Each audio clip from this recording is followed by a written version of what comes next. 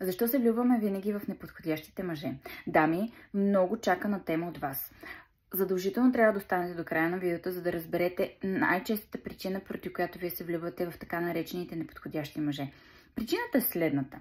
Много често си мислим, че знаем какво искаме. Много често си казваме, аз искам той да се държи добре с мене, аз искам той да е грижовен към мен, аз искам той да е внимателен към мен.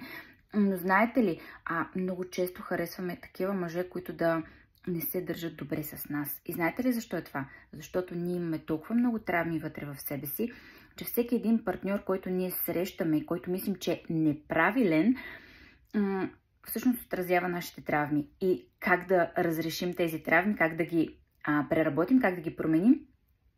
Чрез тези мъже. Тези мъже идват, за да ни покажат, че всъщност нещо не е окей с нас.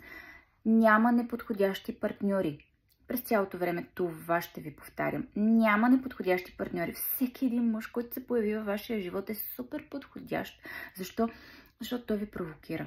Защото той ви кара да се развивате. Защото той ви кара да променяте себе си на най-различни нива. Дами, разберете, че неподходящ партньор не съществува. Всеки един е дошъл в точния момент за вас, за да ви научи какво да промените, какво не е окей. Чрез него вие виждате себе си. Ако кажете, че той е неподходящ, нима не казвате на себе си същото. Аз съм неподходяща. Искам просто да обърнете внимание каква е тенденцията на партньорите ви. И колко много след така наречените неподходящи вие сте израснали. Има и дами, които непрекъснато постоянно срещат един и същ типаж партньор. Това се дължи на факта, че няма промяна. Еднотипните партньори автоматично означава, че никъде вие не сте се променили ето за толкова. Така че, дами, спрете да мислите, че партньорите са неподходящи, започнете да работите със своите травми, започнете да работите с мама и с татко. Причината, поради която привличате определен тип партньори, е за да ви се покаже, че имате нужда да работите или с мама, или с татко.